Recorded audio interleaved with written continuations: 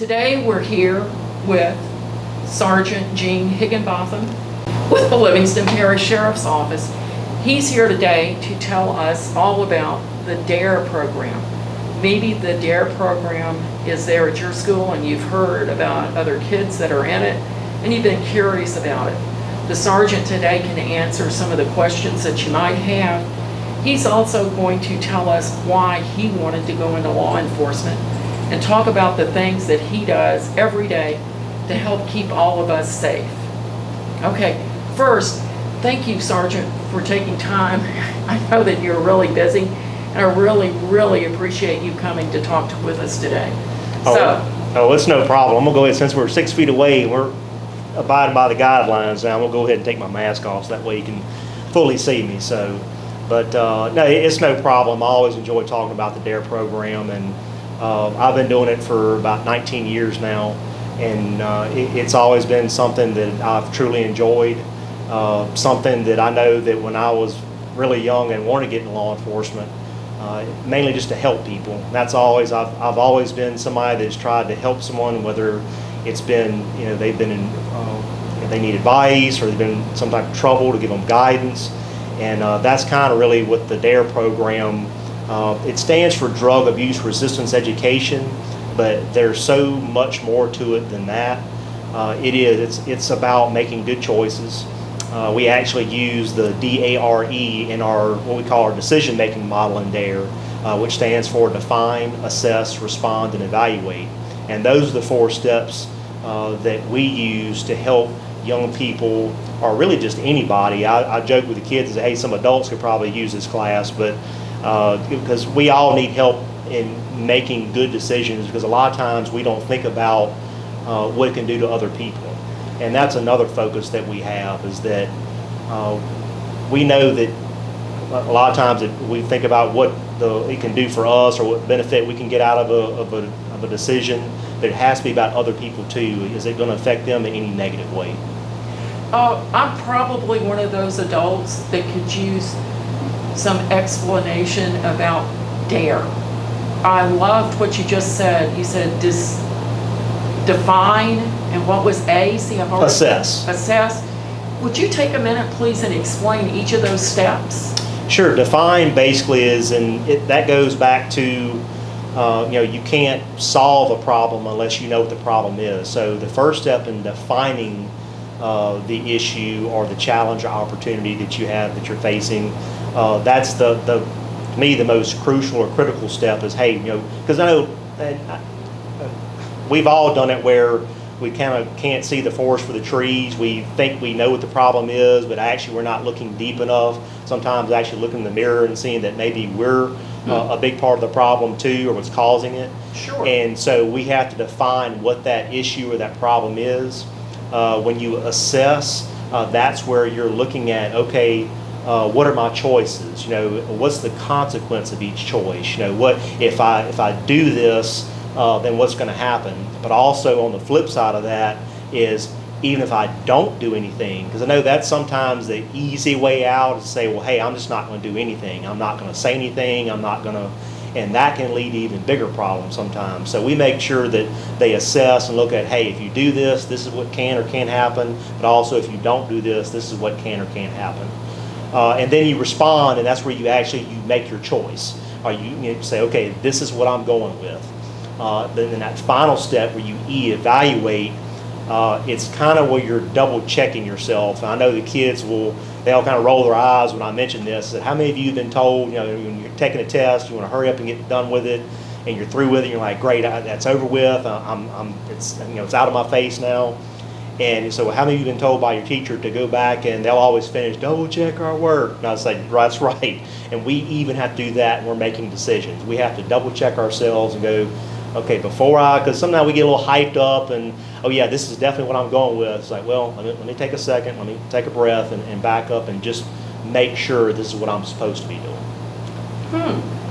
That's really good. So if I were in your DARE class, that's the kind of thing that we would be talking about? We do. We do cover things like tobacco and alcohol and the dangers that it poses to your health and also to other people. But we also talk about having empathy for other people too. We have a lesson, of course, on bullying and cyberbullying, and we go into about what empathy is, and really it's understanding what people are going through or their feelings, and that that not everybody thinks the same way that you do or feels the way about certain things that you do. And I'll bring this up to, I try to have as much fun in my class as I can, but one serious thing that I do, and it kind of really brings them all back down to earth, is that we discuss, hey, not everybody has such a great life like you do. I said, you may have two parents, love you, get you basically whatever you want, and you have no worries. But some of your fellow students may not have that. Some students may go home to a single parent household or a fractured household, and they, the one hot meal that they get that day is going to be in the cafeteria. And I see so many students, they get the tray in the cafeteria and they barely take bites and dump it out and head to the concession stand. And there are those students that really, they relish that, or they look forward to that meal. They get that, or they get there for breakfast and get that as well.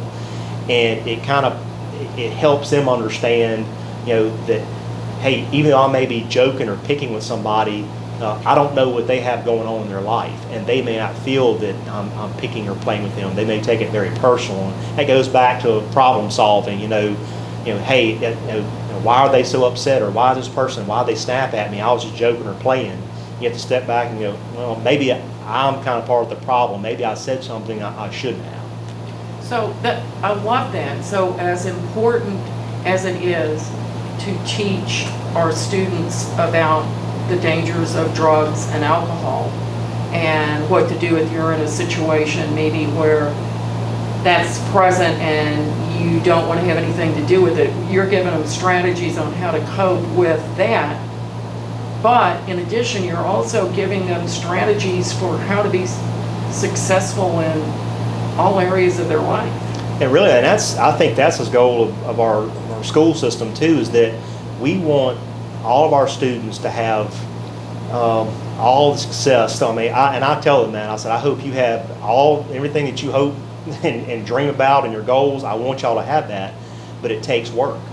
And I think that's another part of the DARE program that we focus on too, is that I want us to have fun in that class, but at the same time they do have to work in their workbooks. They have activities that they have to do. They have to work with partners. They have to work in groups, so they have to learn how to manage themselves.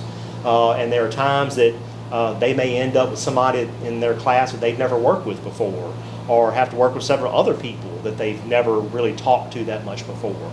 So they have to learn those social skills, and they have to write an essay at the very end of DARE, where they basically, I call it a final exam for them, and I said, don't freak out when I say exam, but they have to take all that they've learned, all the information in their workbooks, and they have to write a final essay on what they've learned and what they're taking away from DARE, how they're going to use the DARE program going forward in their life. And I have seen so many of my students that, you know they're going to be successful, but to see them out in the world later, like I said, I've been doing it for 19 years, and we have probably at least 20 or 25 deputies that work in our office right now that I taught DARE to. I've got several that are in detectives, some that are working uniform patrol, some that are working communications, detention center. They're working all over, and as a matter of fact, it's two of my former students. They're actually married, and I taught both of them. And when they were moving their new house, he sent me a text one night. And it was a picture, and he said, "What you think about this old man?" And it was their DARE certificate, and they had kept that all those years. So, and it makes you feel good, when you see that type of success. And even just out, I have probably 2 or 3 of my 5th grade teachers that I teach DARE in their class that I taught DARE to, and you see what they've grown up and they've become, and it just makes you feel really good. And because there are some days, just like any job that you have, you wonder, hey, am I making a difference? Am I saying and doing the right things? Am I having an impact? And when you see things like that and just out in the world, and I'll be at the store or, gassing up, and they'll walk over and, are you Deputy Gene? I said, sure am. I had you back in 5th grade, and they've got their own families now, and, they're working, jobs, and they're having, all the success that you want them to have, you're actually being able to see it. So it makes you feel like you've accomplished something. That's wonderful. I love that. So 19 years, I bet you've seen a lot of 5th graders go through the program. Yes, ma'am, I have. It's different every year. And it's just like when it's like with adults, everybody has their own personality, and you have to navigate that pretty well. And there are some kids, they need a little extra guidance because, like I said, they are coming sometimes from households that there may not be a lot of structure, or maybe that's their way of getting your attention because they don't get a lot of attention at home. And you try to do that. You try to do your best to keep an open mind and open eyes and ears too, and help those students in any way that you can. 5th grade, I always think, is a really, all the years are important years, all the grades are important. 5th graders are getting ready to step off into middle school, so it's kind of a bridge year. So it's a really good time to have a program like DARE. So I know that my kids enjoyed it when they were in DARE, over 20 years ago. So probably around the time that you were getting started in another parish, they were taking the same classes. And that's why we target the 5th grade area, because it's that from the elementary to middle school or junior high, and it's a very impressionable step that they have. And you try to set the tone and let them know, hey, look, I'm not trying to frighten you or scare you, but you're going into junior high. I said, it's going to be a lot of things that you never thought that are decisions you'd have to make, such as the friends that you keep. I said, I call it, when you're pouring concrete, I said, you got to make sure you're smoothing out the rough edges, because once it's set, it's done. And that's why I compare that time in 5th grade to them. I say, you've got to make sure, I said, when you're setting your concrete, that everything is right, because it may not seem like it, but decisions you make now are going to affect you in the future. That's really true, and you're right. 5th grade is that leveling up, is certainly a key leveling off spot. Is there any way that if a parent is watching this and wanted more information about the DARE program, is there a place that they could go to get some of the materials that you use? Yes, ma'am, it is. You can go to dare.org, and there's plenty of information on that site, and it's not just a resource for parents, but also for us as well. So, in fact, we're actually having to look on it now because, of course, of the COVID, the pandemic going on.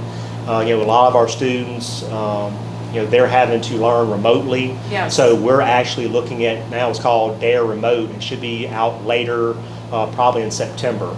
Wonderful. And so it'll be an opportunity that we're going to try to go into schools and teach face-to-face, but for those students that may have to go virtual, that opportunity will be there for them. So trust me, we've been scouting dare.org ourselves and learned some more about the remote process. That's good. Thank you.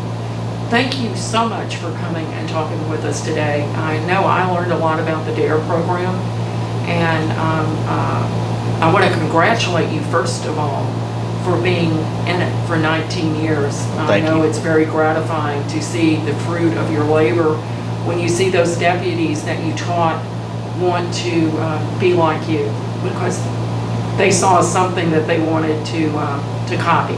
So congratulations. Thank you. And and like anything, there's the challenge, but there's also reward. And like I said, we actually have 2 of our deputies right now that are in DARE officer training to become DARE officers. And wow. One of those young men, I've seen him grow up from high school. I've seen him be part of our Explorer program and be a cadet. He's worked in corrections and dispatch, and right now is in uniform patrol. But he decided, he wanted to make that step and go in, and I'm so very proud of him. Like I said, just seeing him grow up and to be at the phase he's in, and once again having that success, and then wanting to be a DARE officer on top of that, that's something that makes you feel really good too.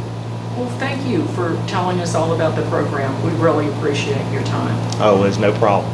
Okay, this is Charlotte Curtis from your Livingston Parish Library, and we've been here today with one of our community heroes, Sergeant Gene Higginbotham. Goodbye.